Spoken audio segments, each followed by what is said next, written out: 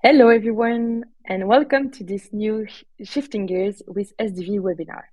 My name is Amandine, and joining us today is Daniel Els, Kurt Jager, Peter Pedros, and they will be presenting on the topic of high speed and with automotive DevOps and a holistic approach.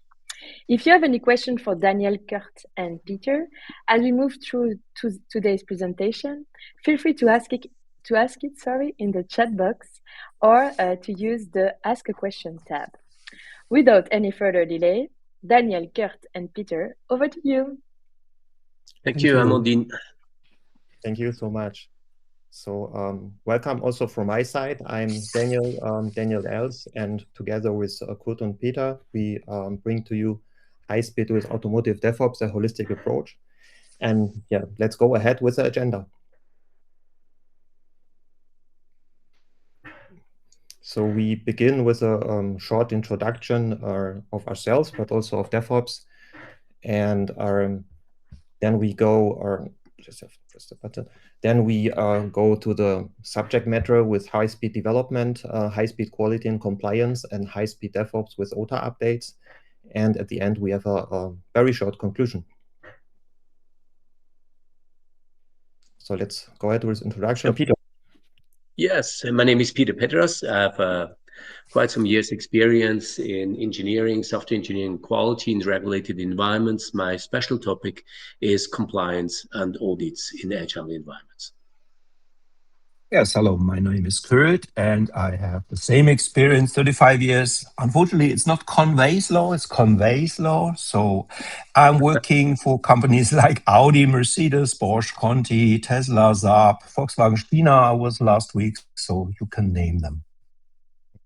I am the engineering guy here, and I worked in many projects around connected vehicle and infotainment in last years, and with Vitec Mobility, we are also member of Eclipse SDV, and I am member representative, and beyond that, I am specialist, let's say, in software engineering, agile, and DevOps. That's us. Mm-hmm. Yes, so let's have an introduction on this topic, right? So DevOps is maybe the most important thing a software industry invented. So DevOps can transition every engineering organization on high-speed product development and delivery. But its essential mechanics must be first understood and fully implemented. So today we present our analysis on tailoring DevOps for the automotive sector. So sounds like complex matter, and yes, it is, yes. So given this complexity, we'll focus on a holistic approach, right? So we spotlighting the 3 essential domains required for success for automotive DevOps, right? So these are our automotive DevOps pillars. And it's 3 of us that focus the areas you can hear. So the high-speed development, let's say the development engineering area will be covered by myself and by Kurt. And then Peter takes over with high-speed compliance-driven approaches. And then we close with the 3rd pillar. It's about the deployments, operations, and obviously OTA updates. So it's about frequent automotive updates. And before we deep dive in the subject, so Kurt is having a quick introduction of DevOps as it is understood by software people. Yes, unfortunately, I'm not only a software people, I'm also a physicist, so I know engineering a little bit. But if you look back, so that's not brand new, right? So we talk about out of the crisis from Edward Deming's, the 50s and the 80s, we talk about for sure Toyota production system, everybody should know, right? We talk about the goal from Mr. Goldratt, so theory of constraints. So it starts decades before, even in the last century, right? And nowadays, it moves a little bit towards lean product development. So you see there is lean development. So you could imagine what that maybe means. So, but a very interesting project to product. So if you want to have a flow optimization, you need a flow framework. So you find me, Kirsten, with that. And again, who cares projects if we have products, right? So, and if you go the bottom line a little bit, we talk about agile. Sure, software comes from the agile stack, and then it goes to DevOps. And for sure, there is Gene Kim with the DevOps handbook, which is now 10 years ago. So nothing new, for sure, nothing new. And let's say a little bit more modern book, which is called Industrial DevOps from Johnson, and this is 2023. So you see there is a long history and a combination of lean and agile bodies of knowledge. Next. So now what is the goal? The goal is, what are the benefits? The benefits are faster lead time, full stop. Right? We talk not about 30%, not about 50%. We talk about factors, right? Lead time is not waiting for something. It's not SOPs, forget SOPs. Go to China, have a look what they do. So we talk about factors of lead time, which is a factor of 10, a factor of 20, a factor of 100, no problem at all. So we want to have features delivered every day. That's a goal we see here. Okay, and that's good enough for my point. So then let's continue with high-speed development, right? So that's my part. So let's begin really simple, right? So maybe some of you expected the DevOps infinite loop. You can see it's intentionally very, very small. If you focus of it, really matters, right? So it's the it's the artifact, right? So you have your development, you build your artifact, and you want to deploy your artifact to deployment target, right? So, and to do so, you need deployment automation, right? So it's basically DevOps enablement, engineering enablement. You understand it very well, obviously. Maybe important is also the second part, right? That you deploy it, because you want to test it, or even better, you want to deploy it to production to your customers, and you want to feedback, right? You want to learn about your product, you want to test it, or you want to feedback from your testers, customers, as I said, right? So you have operators that do the ops, that collect the feedback, give it to developers, and developers create new artifact, and so on, right? And maybe let's then continue with the automotive adaptation, right, of this simple picture. So Peter, next one. Yeah.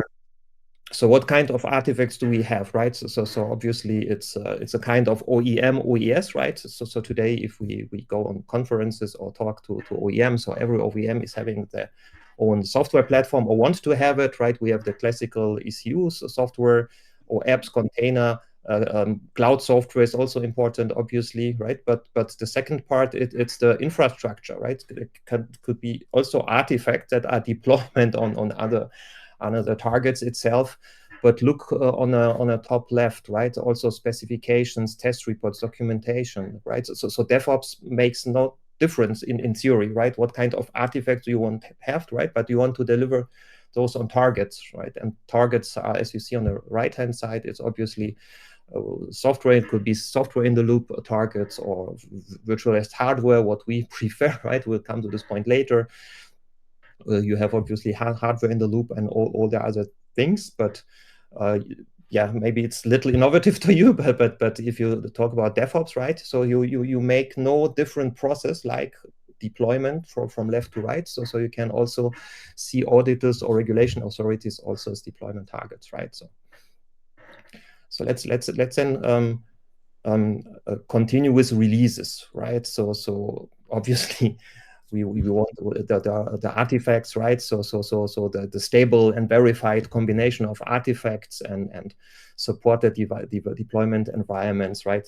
We want to have releases, and what's important on DevOps, that we continuously deploy, right? As we have shown on a feedback loop on previous slides. And so the term we use here is potential shippable product increment, and the name is program, right? So it's a point of view where we want just from the beginning, or we'll come to this also on very next slide, right? So that you want to be potential shippable, right? And so what does it mean? Does it mean that if you can, you try to deliver complete features in your artifacts, or you deploy into functionally complete units, right? That you are testable every time, right? And the second aspect on this slide is, right, that we want you to drive your engineering by fully integrated vehicle systems, right? So we software engineers call it ill integration, right? So shift left, you maybe heard about, not only testing, but obviously integration. And it should be your first approach to go that way, because it's simple from DevOps point of view, right? That we have your potential product increments that look on full integrated vehicle system, but there's good reasons, right? Because we have huge projects, we have many teams, we have many components. So there's also good reason to introduce how we call it complexity, right? My point here is that you need to understand it, that as you going more complex, right, that you introduce costs and you have to manage it, and the what you manage against, right, it's reducing lead time.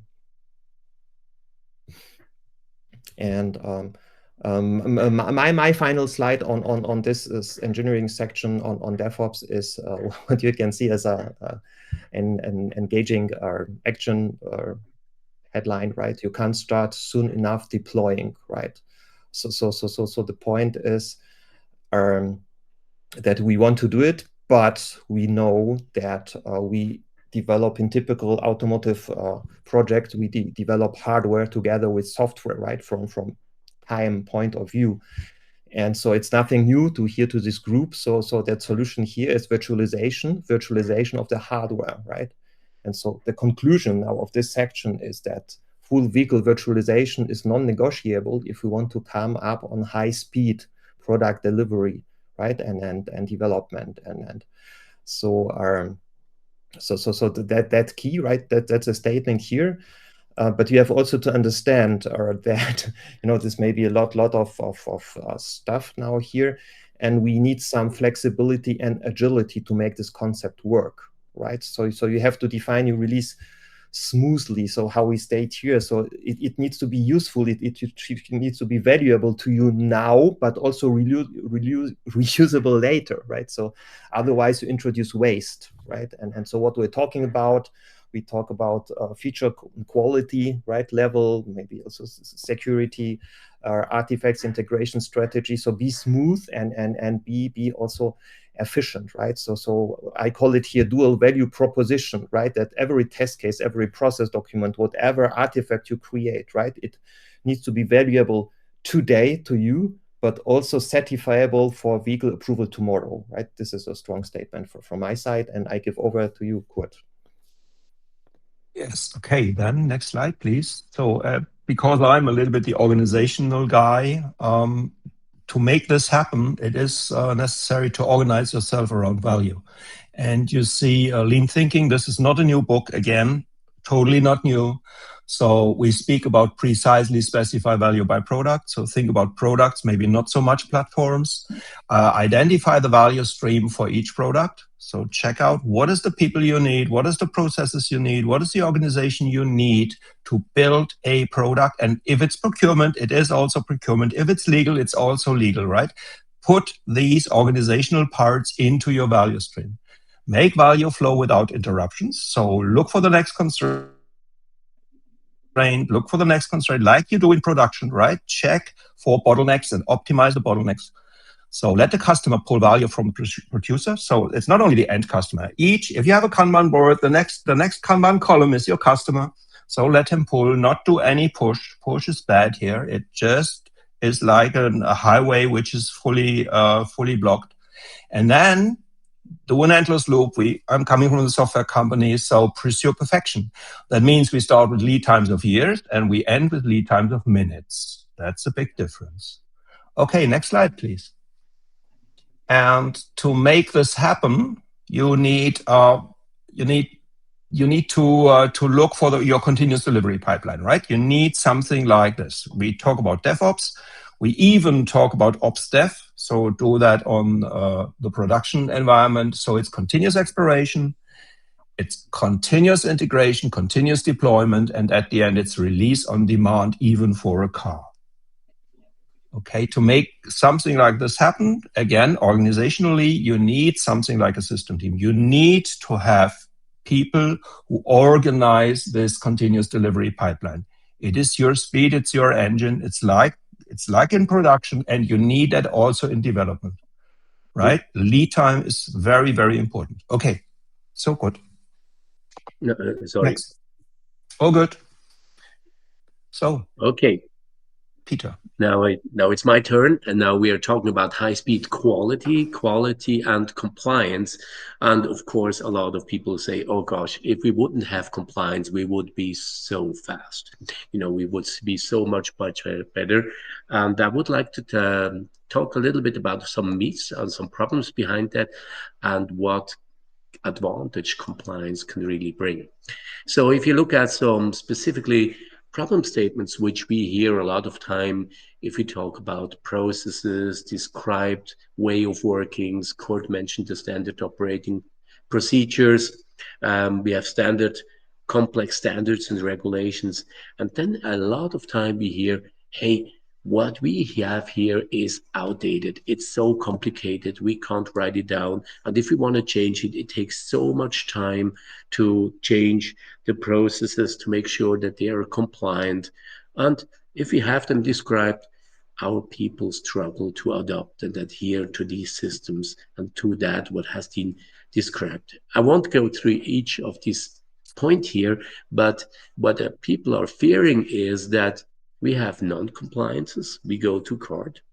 The management could get locked up in jail, or you have to pay a lot of money back to the governance. So you really have to care about that and want to make it right. And it implies also a little bit of fear what could happen if you don't have it. So it's something that is stuck a little bit. Now, if you take off these various standards which we have Automotive SPICE, we have ASQMS, we have ISO 26262, SOTIF, cybersecurity. There are a lot of standards which you have to talk about. And if you take a look from that on a meta level, what we typically see is that they want to have more or less the same things. What they first want to see is that, do you have it somehow described how you want to work, and is it known by the people? That's the word established. As soon as it's established and known, do you have the transparency to say, hey, we are really doing that, and we are doing that continuously. We know that we are compliant all the time. And what we are doing is not just what we have written down. No, they're effective process because we have a lot of learning. Daniel talked about DevOps. There's a lot of feedback loops, potential shippable product. So you learn a lot. And if you learn a lot, you will change the way you work. So you will have adoptions of your processes. So this must be taken into consideration as well. And then you need always to be able to prove that you have been processes which are compliant and your product is compliant as well. You have to switch between those things. And if you do that, you need to make sure that you verify and validate that you have good practices in place, good engineering practices in place. And nowadays, if we talk with suppliers in an agile manner, you need to make sure that you understand how agile contracting is established. And if you have very good answers to all these points, you will get through any audit. That is the good thing about those things. Okay, and there's a typical answer for that how you do that, and you all know from the previous times, there are some waterfall processes where we have some design phases, we have some milestone gates, requirements, design, implementation, verification. And this is something that we are known to, and this needs to be described to describe the way how we work today. So we call that the lean quality management system, where we describe that how we want to build a solution and compliance incrementally. We organize for value and compliance. What Kurt said, we continuously verify and validate and release validated solutions on the demand. And the way we describe that in the lean QMS meets all the attributes which we have seen in a normal quality management system as well. So the QMS itself needs to be lean as well, so that we can change it many times per day, per week, per month, at least every 3 months when we have a PI cycle in SAFe. And what we usually take is in such a lean quality management system, if it's, for example, based on SAFe, we say, hey, this is our main building, how we want to structure our organizational work, how we want to work. And now you have, for example, ISO 26262, functional safety requirements, and you have to comply with that. And now you take that, for example, and somewhere in ISO 26262, it says there needs to be a project manager. It shall be appointed to the product and the development concerning the item. Now you could say, oh my God, we need a role of a project manager because ISO 2626 says so. And what we can also do is say, well, wait a minute, the responsibility of a project manager, let's put that to a guy who is in the responsibility for the ceremonies on an art level. So for us, it could be the release train engineer. Once you have that, then a project manager shall appoint a safety manager, because that's really a role that is needed to make sure that we know that our product which we are developing is safe. And now you can say, okay, this is probably a role which we don't use very often. So we use that as a shared service. So that's just that we had hired this guy for some days. Or we say that's something that we need more or less all the time. So we make sure that the triad of product management, system architecture, release train engineer are trained to have the skills of a safety manager as well. We can work with those roles. And once we have that, they can delegate work to people. And these are the agile teams again. So we can fully adhere to the quality requirements of ISO 26262 by doing so. And this is a pattern which we see that we can do for all the quality management systems. And nowadays, even in 2025, I have seen it. A lot of companies say, ooh, we have to follow the EU AI Act. We have this new ASQMS standard. We have a new standard which we have to comply with, and we need that get fast as possible, as easy as possible. So what we usually have, let's build another process model based on the reference model and call the process area the same, the practices the same, the work products the same. And with that, you usually get easy through an assessment.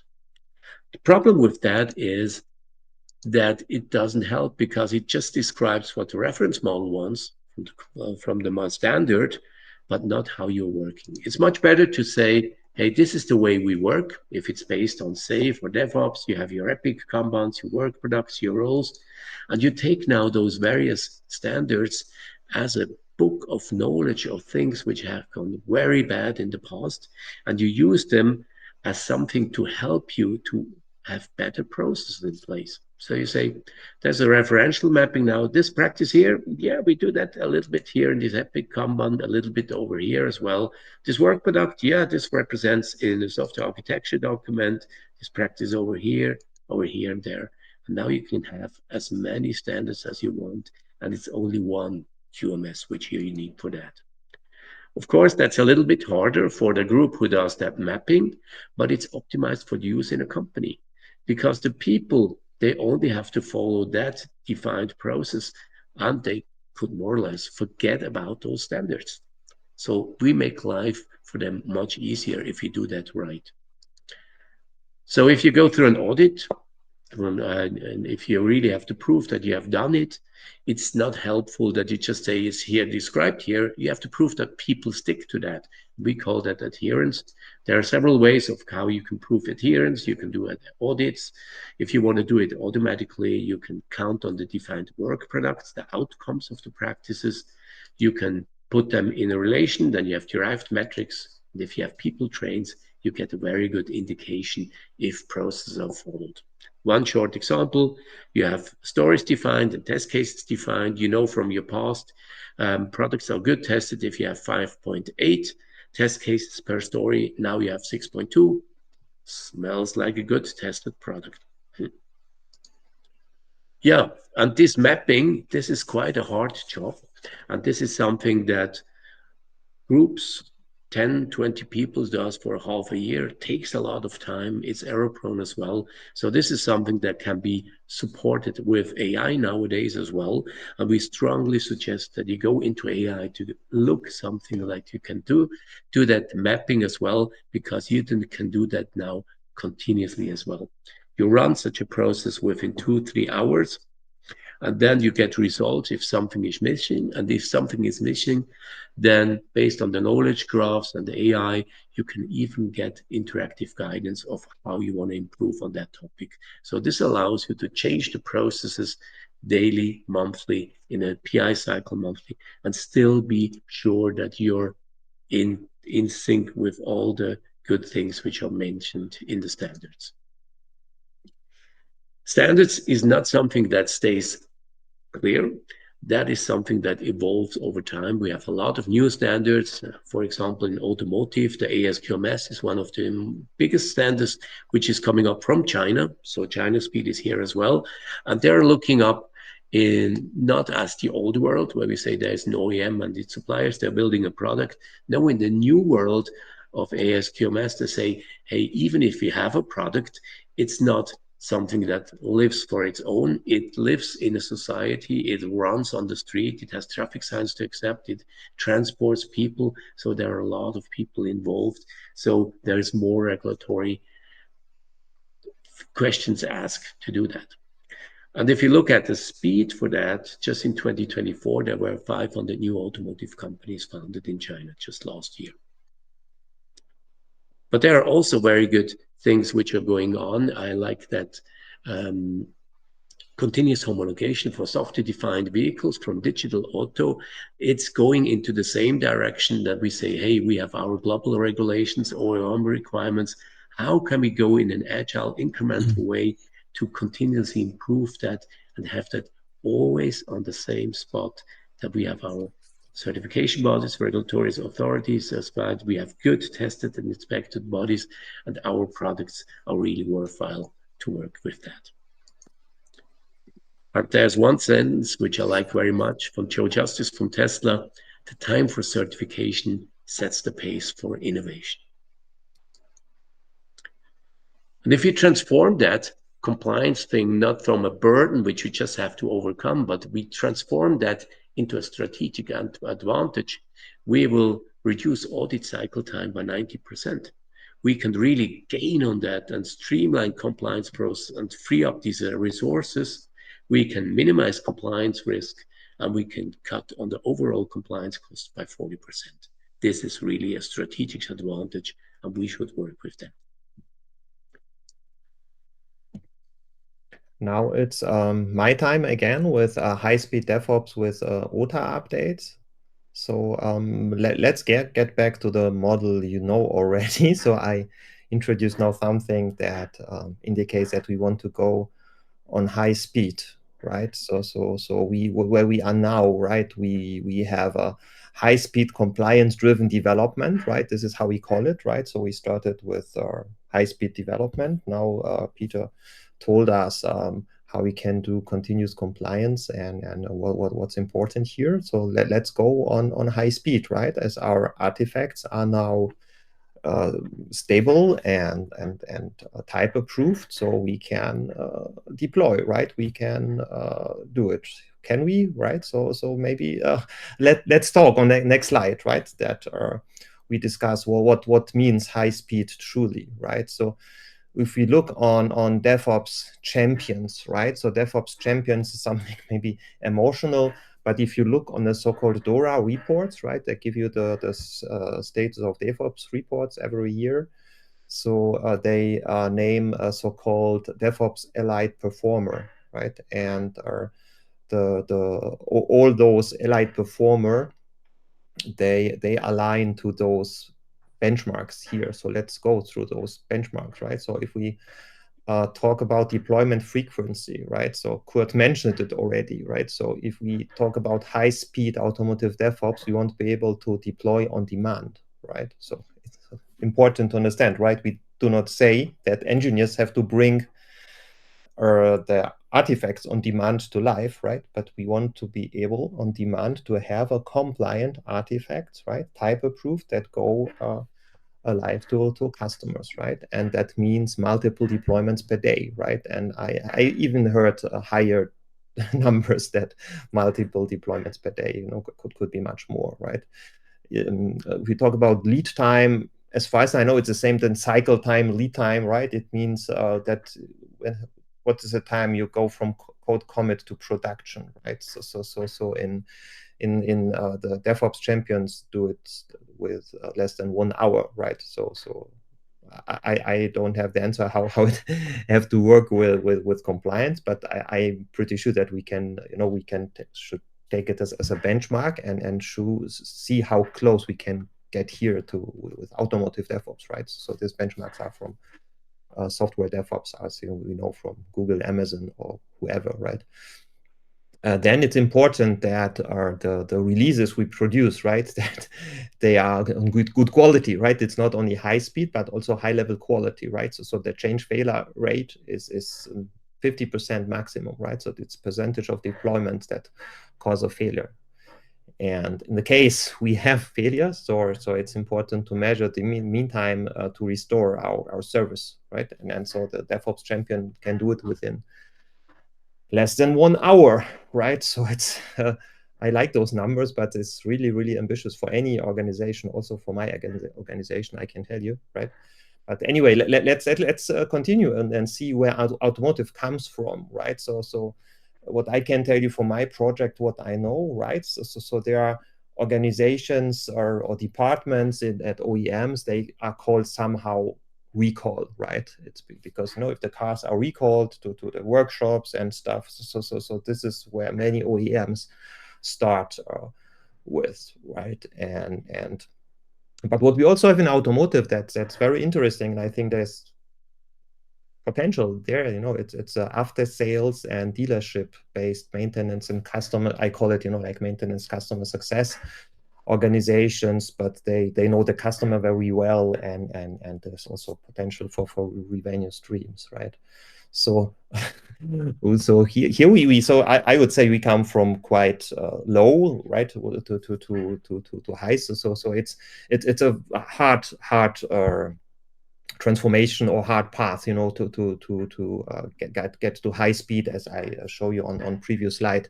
Anyway, we need a transformation automotive, right? So it means as we have high speed engineering and we have high speed QMS and compliance and type approval, we also need our high level operations, right? So we need high performance operations tools and processes, and so this is also part of our transformation, right? And the point is, if it hurts, do it more often. You won't succeed with one try, right? You have, like you do sports, like you do marathon training or whatever, you have to do it again and again and again, and you will improve, right? And you can rely on those DORA KPIs that we showed you previously. This is your measure for high speed. So let's continue with our high performance operations tools and processes, right? So yeah, the input, it's again, right? So if we look on the operations, high level, high speed operations organization, right? We want to have, so we have those inputs we discussed, right? And how can we get there? How can we improve? How can we get on high speed, right? What is the mechanics, right? Maybe so lower level mechanics of DevOps. So maybe most important one, that you have to make sure that you have small deployment batches, right? So it means that your PSPIs, right, are small enough that you control complexity, that you keep it simple, as I mentioned on previous slides, and you keep your deployment batches small, right? And then it's important that you have powerful tools for best case fixing forward, right? That means in the case you have a problem, you don't roll back, but if you have that high speed lead time, cycle time, so you simply fix forward, right? You fix it and you bring it live, right?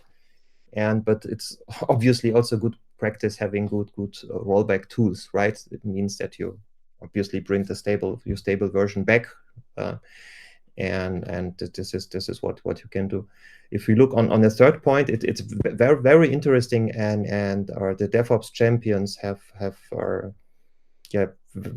very good results in having observing of systems by machines, right? And even if you introduce AI into our systems, right? So what the guys do is that machines absorb machines and maybe even fix. But the point here is it's maybe more the recognition of problems, right? So you recognize problem before your clients do, right? And you can fix the system before your clients see that there's a real problem, right? So this is meant by advanced automated testing and observability, right?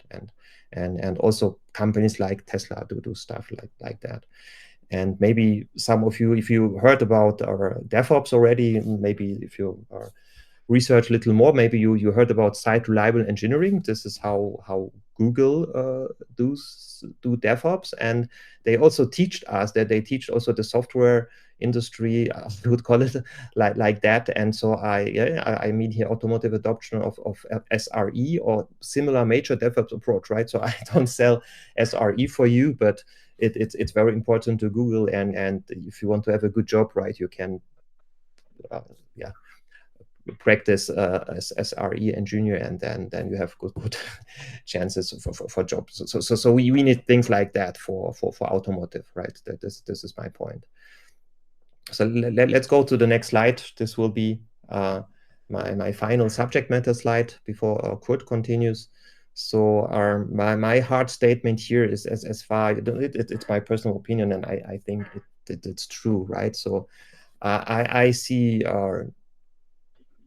actually no chance, as far as I know, automotive and from my project, to introduce small batches to complex vehicle architectures, right? To complex E architectures, because you have so many dependencies there, and so my statement here is that the old architecture suffer from overwhelming hardware-software complexity, and if you have any example, please give it to me. But my statement here that we will need simpler EE architectures, simpler system electronic architectures, and they are called in the SDV world zonal architectures. Most of you know about that, right?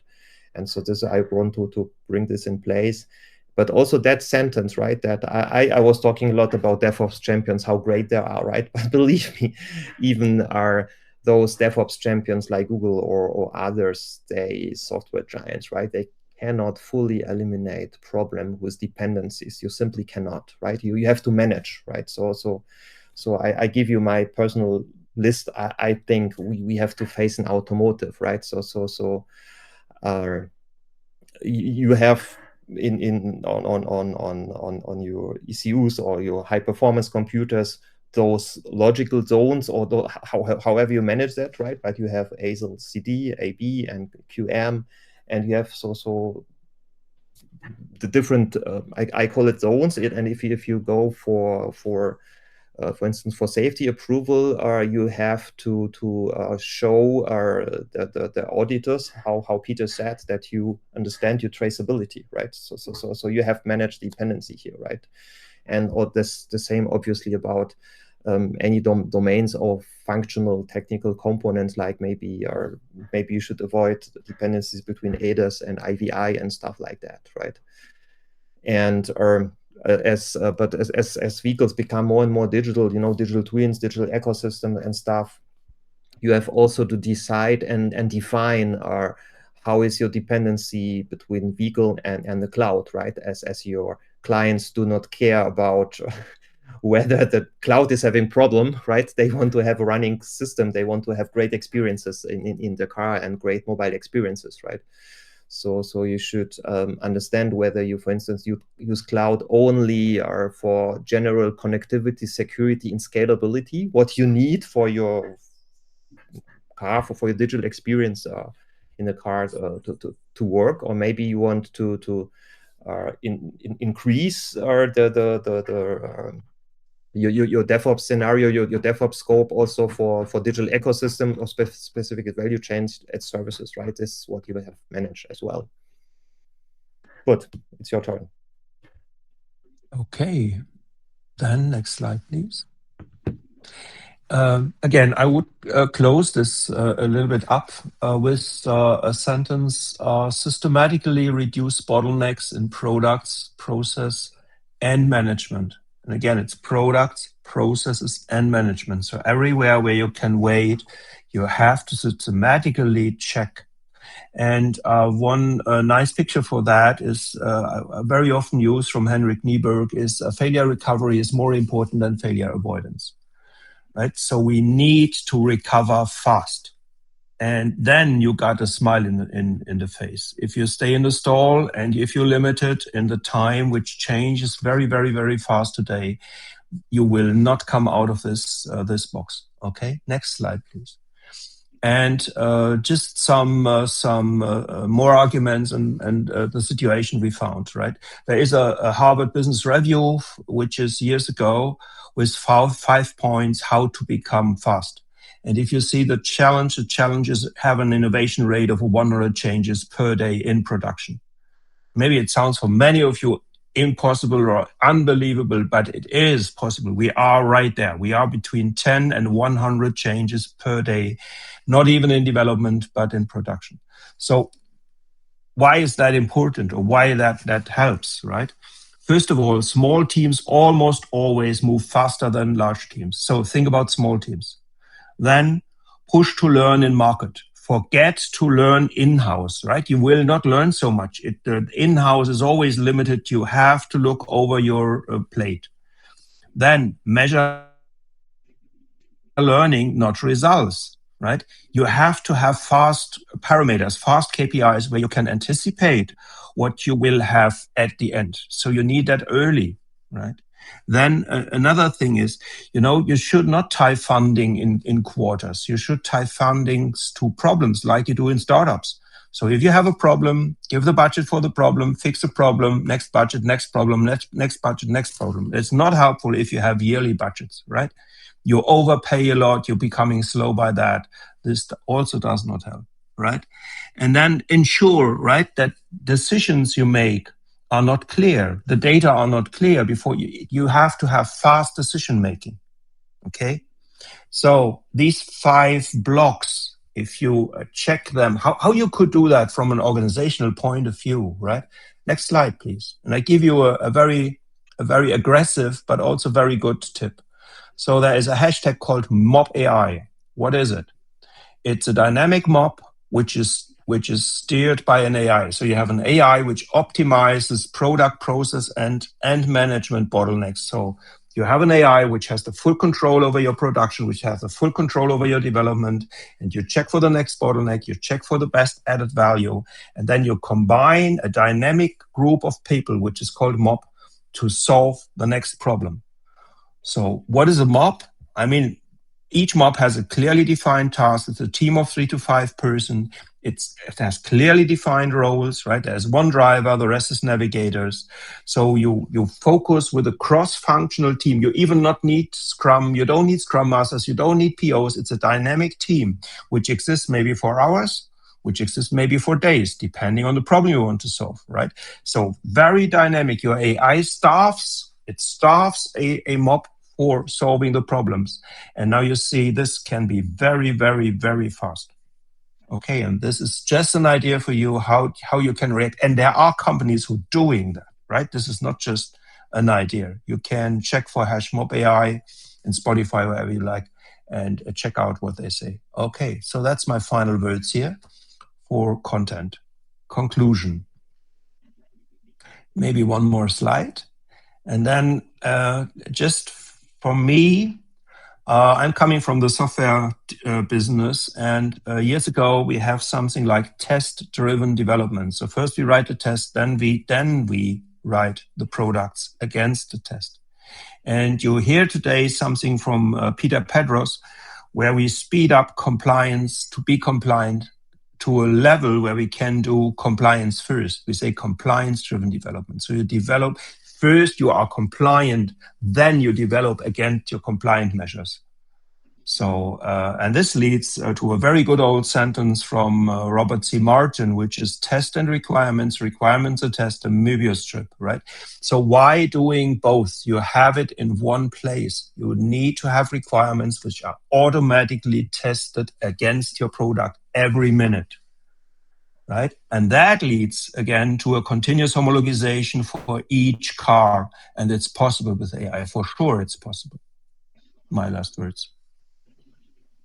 Thank you, Kurt. Yeah, my learning is that if you don't have a learning organization which is really able to absorb new learnings and put that out into the organization, then they kill the speed of innovation and innovation, and this determines the success over the others.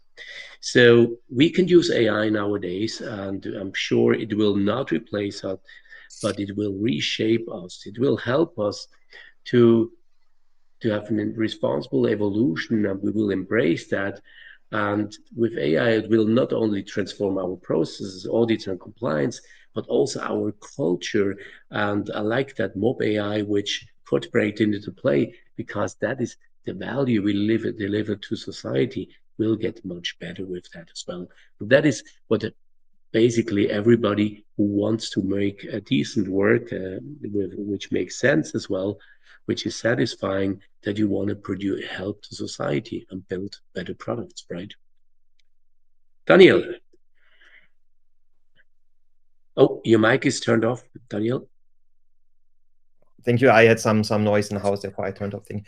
So my key takeaway is from engineering point of view that all the tools engineering practices are in place. So development speed is not a bottleneck, right? But the point is that we have take the view of PSPI for fully integrated vehicle system and do full system governance, right? And we have to overcome our current tech and org challenges to be able to manage this, towards lead times, short lead time and stuff, right? And then we can utilize how high frequency OTA deployment. So so then you can practice stuff Kurt and myself shown you and get your high frequency OTA deployment as core strategic differentiator, right? So.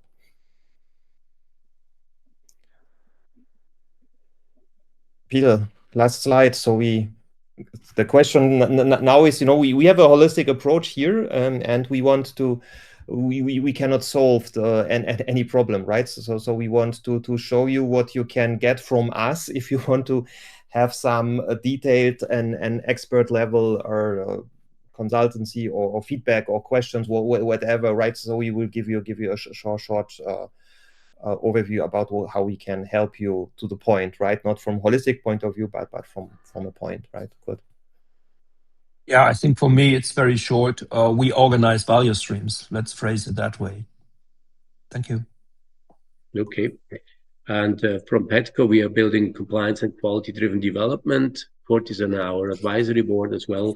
We are not providing consultancy services. This is done with our partners. We just have the tools for it: Audit Pro, AI Companion, Applied Safe, and they are built to enable compliant, auditable, and safe development. Mm-hmm. And on my side, so what I want to point your attention is the Nexus SDV platform. We are going to launch. We announced it with Google.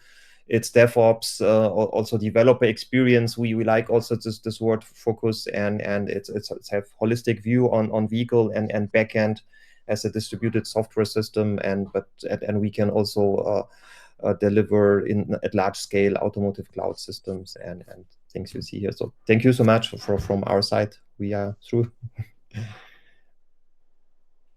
Very good in time. Thank you. Very good. Thank you. I want to thank you for that excellent presentation. If anyone of the audience has any final question, feel free to ask it in the chat or in the Ask a Question tab. We are also looking to book more shifting gears with SDV. If you're interested in presenting, feel free to fill out the form which I have linked in the chat. I don't see any question at this moment. Maybe someone, or everything was really clear, so it's perfect. Also, to let time, if you have any feedback on this program, we would love to hear from you. Just click on the green button that popped up and let us know how you enjoyed the talk. And it doesn't look like, yes, there is a question in the question, and is there a current project which is about making software to emulate the zonal architecture of the vehicle? It's maybe my question. So my personal, so it's a very good question, and also quite detailed. So I know that, for instance, Aumovio, formerly known as Continental, right? They work towards that. They should be quite close with their, or I think it's a kind, they called it Continental Automotive Edge, something like that. What I know that Google is having with the cuttlefish, very powerful hardware virtualization, right? But it's not zonal. It's a high performance computing stuff, but I cannot tell you that. But I'm pretty sure that many are quite close, and maybe if they have some, they keep it for themselves because it will be competitors' competitive advantage, right? Good, yeah. Maybe I would add a little bit, because it's the Eclipse software-defined vehicle, what not necessarily means it's only cars. Please remember there are airplanes which are simulated since decades, fully automated, right? So first they implement something in the simulator, then they implement it in real, and it's a very good simulator. So think about that. Mm-hmm. Yeah, but it's I know. It's beyond the question, right? Because this is what I want, right? And I agree with the question. This is what we want to have, because without this, and you call it emulation, right? What I like to have is a real hardware virtualization, right? So this is very important. Yeah. Perfect. Sure. Then it doesn't look like there is more questions. So I would like to thank you again, Daniel, Peter, and Kurt. And thanks to everyone for attending. I hope you all have a wonderful day. Thank Bye-bye. you. Bye-bye. Thanks a lot. Bye-bye. Thank you.